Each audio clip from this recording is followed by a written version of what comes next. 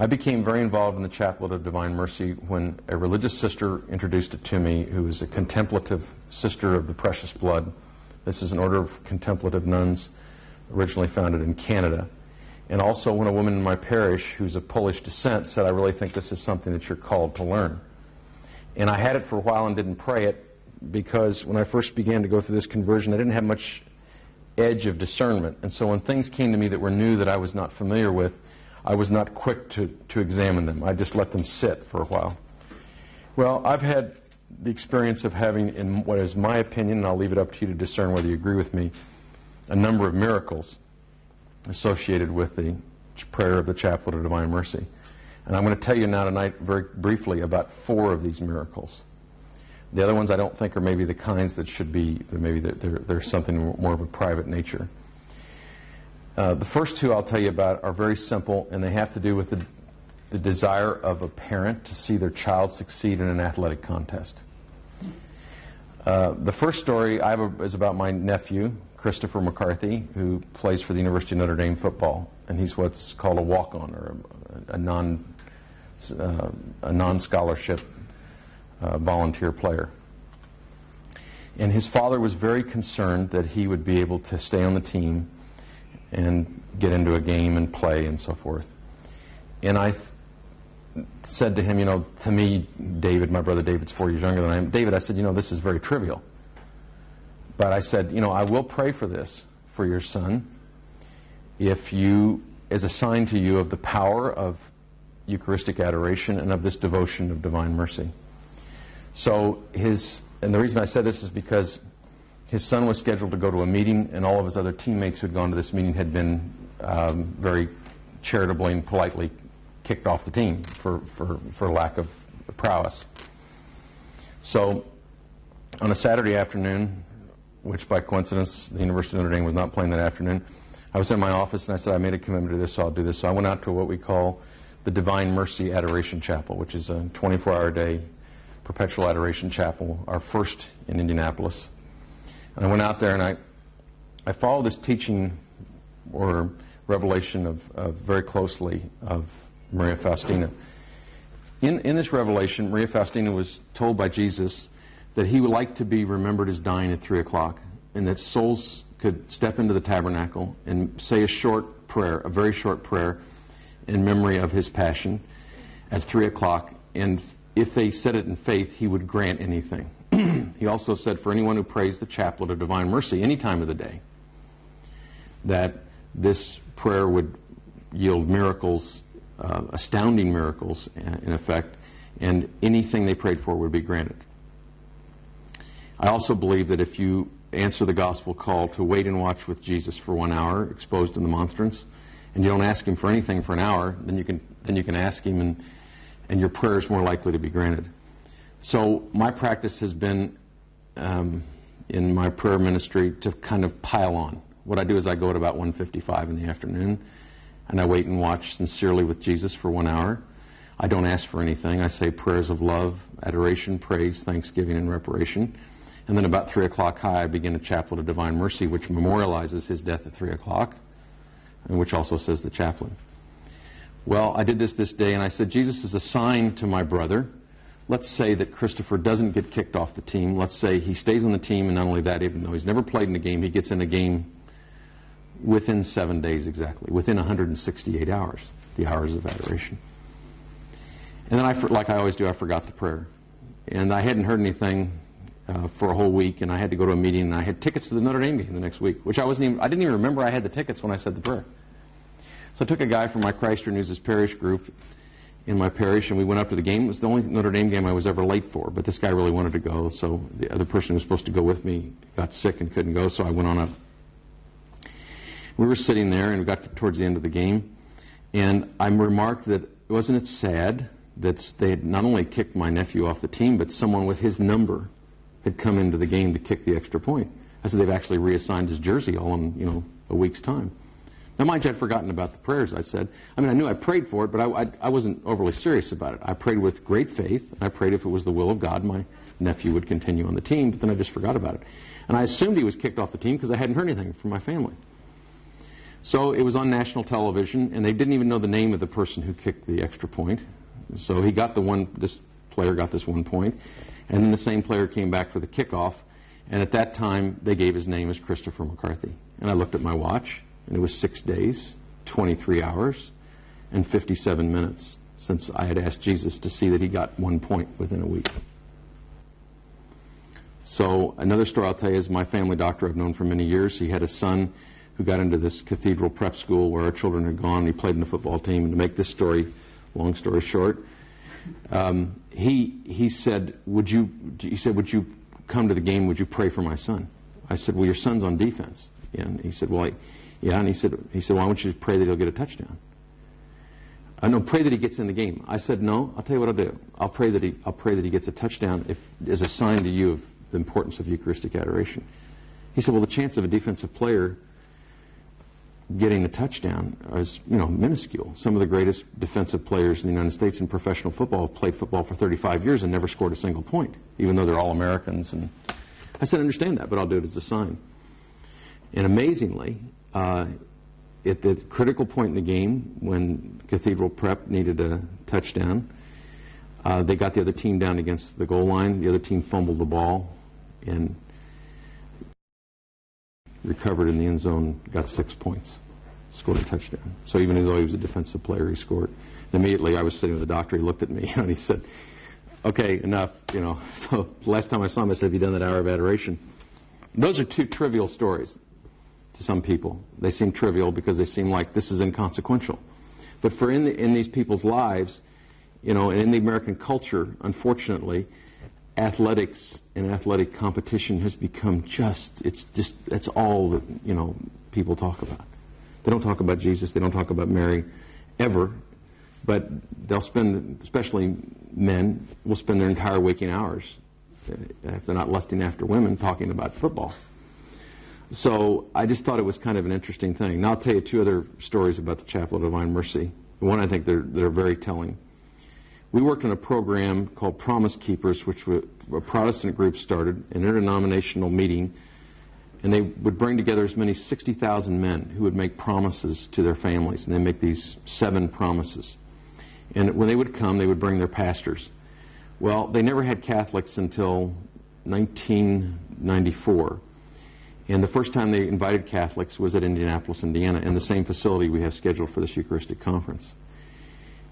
And they asked me, somebody at the Archdiocese, would you get involved in this and help promote this? And I prayed about it, and I said, I don't feel called to do that. I said, I feel called to open up the Catholic Church, the beautiful old Catholic Church across the street, and have confessions for these men. Because if they're going to go through a conversion experience and they're Catholics, going up to the altar and getting a Bible and doing what they call an altar call in the United States isn't going to cut it. I mean, if they come from a sacramental background, they've been to confession, they'll need confession. So in order to get into this organization, the only way we could publicize it is we did posters, and the posters had the Jesus of Divine Mercy that's the original one, and there may be some around here. It's very similar to this image of the Jesus of Divine Mercy. We put those on these posters, and our volunteers on Friday, it was a Friday-Saturday night event, all-day Saturday. On Friday night, our volunteers went in to put the posters up in this 60,000-person indoor stadium facility. And this Protestant group wouldn't let them do it because they said this isn't approved in advance, and we only do things that are approved in advance. So I thought, how are we going to get the word out? So that night, we had the doors open in the church, and quite a few men saw the doors open and came in and went to confession. And we made it available for Protestant people to pray, and they could go even see the priest if they wanted to. So the next morning, I got up and I went down to St. John's, and I got there, and I had a lot of work to do in my office, and I was counting on some other volunteers, and the volunteers weren't there. And we had a complication with the street being blocked off so these men could march to a place for lunch.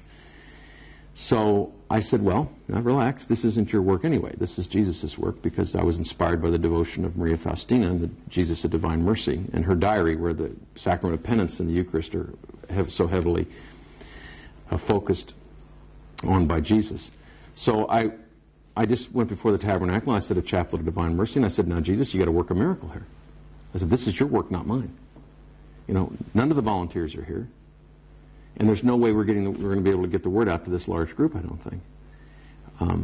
So I prayed that, and I went back into the rectory and made a few phone calls, and the volunteers weren't there yet. And so I was starting out to pray another Chaplet of Divine Mercy before the tabernacle.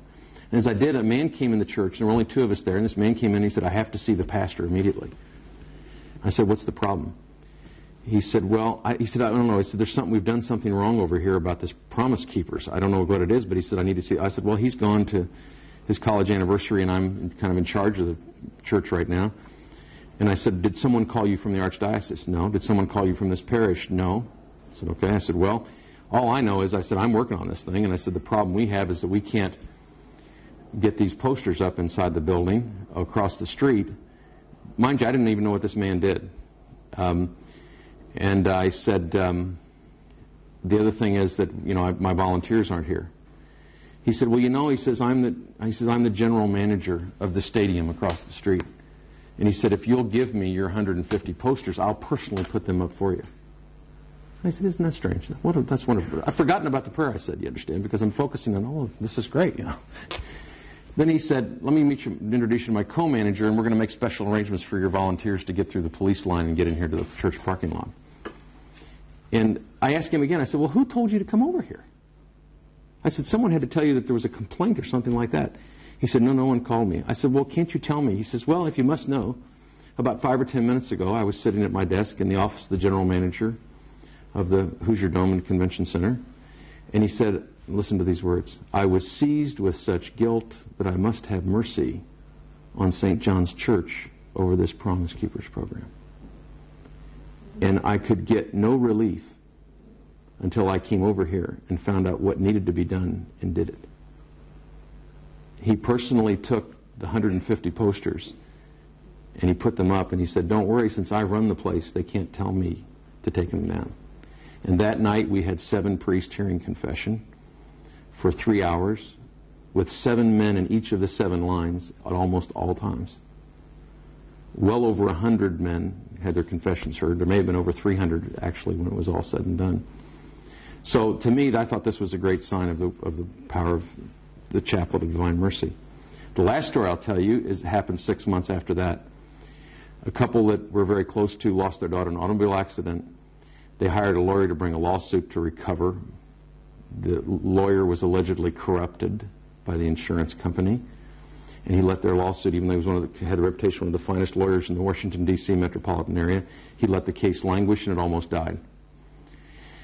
They came to me, and I knew a man who belonged to Opus Dei, who was a very devout Catholic, and who was considered the greatest trial lawyer in the Washington, D.C. metropolitan area. And I called him, and he said, you know, I don't want to take this case. He said, it's too messy. He said, you know, among other things, whoever takes this case may have to sue this other lawyer for malpractice and bad behavior. And he said, I don't want to do this. He said, this is just too complicated. You know, he says, no lawyer likes to get into a mess with another lawyer, and so forth and so on. I said, well, you know, it's a great attribute of God, the greatest attribute of God is mercy. Why don't you have mercy and at least see these people? So he said he would see them the following Monday. And of course, I'm 600 miles away, roughly. So I made a note of it to pray the Chaplet of Divine Mercy at their 1:30 meeting, and I did not. But I had a practice in my office of always praying the Chaplet of Divine Mercy at 3 o'clock. So when 3 o'clock came up, I said, well, I better pray the Chaplet real quick.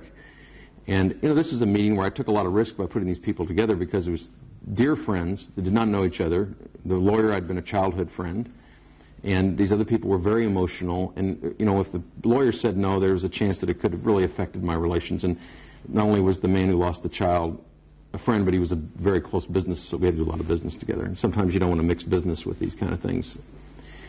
I do all the time anymore, but by the grace of God, carefully. But it is a difficult situation. So I prayed the Chaplet, and I said, may these prayers be effective retroactively if that's possible. And I forgot about it, like I always do. But then it came around Thursday, and I hadn't heard from the man who had the problem with the lawyer. And so I kind of assumed that this must have not gone well. So I called the house towards the end of the day, and he wasn't there. So I asked the surviving son, if I could speak to the mother, and I did. And I said, how are you? And she said, oh, I'm doing great. I said, oh, wonderful. So I still assumed that the lawyer had said he wouldn't represent him, but somehow or another they just decided to go on with their life. I said, well, that's great. And she said, well, you did hear what happened to the meeting with your friend? I said, no. She said, well, it was very strange. She said, We met at 1:30. We spent about an hour telling him about the whole case and all our problems. About 2:30, he began to tell us all the reasons why he couldn't take the case. And she said, I thought about 10 minutes to 3, he was about to show us out of his office. And we asked another question or something, and she said, then I noticed, and she said, I don't know why I looked at my watch. Now, mind you, I'd never told this woman I was praying for her. I never told her about the devotion for the Jesus of Divine Mercy or the hour of mercy at 3 o'clock in the afternoon. She said, for some reason at 3 o'clock I looked at my watch. And she said, I thought then for sure we were going to be shown out of the office.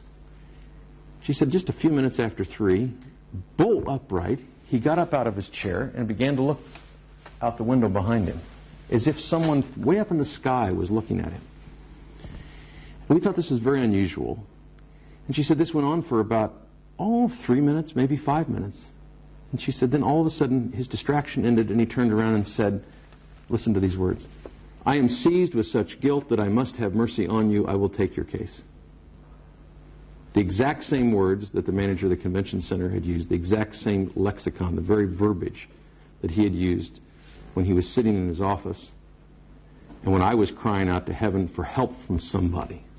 Not only did the Jesus of Divine Mercy send someone off the street? No, he called the very man who could do everything for me. In this case, this man took their case and it came to a successful conclusion. I can tell you many, many stories like this. Some have a personal aspect. Some are even more dramatic, but I don't like to tell them in public. But what I would say is, from my own experience, and this is just my own witness, this is if you have a chance to read the diary of Maria Faustina, read it. And do keep in mind what Father said about the church being the final judge of things. But in her case, she's probably going to be canonized this year. She's already been beatified. She was beatified over 4 years ago. And I would say that if you read the diary and you read it and take it to heart, you should really, more often than not, you should read it literally. Because I take it literally, and I take what was said there in the context of being said to anyone who follows that devotion. I take it quite literally, and I take it in faith. And if you have the faith, and you reflect upon this particular devotion of Divine Mercy, which is clearly related to the devotion to the Sacred Heart of Jesus, and to other revelations to other great saints, including St. Gertrude the Great, long before the fullness of the Sacred Heart of Jesus, I think that you will find that in there the central truths of the Catholic faith come alive. The great emphasis on Divine Mercy is the emphasis on Jesus and the Blessed Sacrament and the Sacrament of Penance. And also adoration or prayer, Eucharistic prayer outside Mass. I think this is the central message of Jesus Christ and the central message within the context of the Church, of what the Church brings to mankind. And it is true that Jesus is an ocean of mercy. He is an unfathomable ocean of mercy. And you cannot even begin to realize how much He loves you and wants to forgive you and wants to heal you. And that is the central aspect of this message. And because He wants that message to get out, He really has granted these graces to the Chaplet of Divine Mercy. You really can pray this devotion. And again, I'm sure there are many other devotions like it. So heaven's been trying to reach us for a long time with these kinds of devotions. And I would say that, I can't say enough about its power. And because its power is related to the Mass and to Calvary, to the great sacrifice.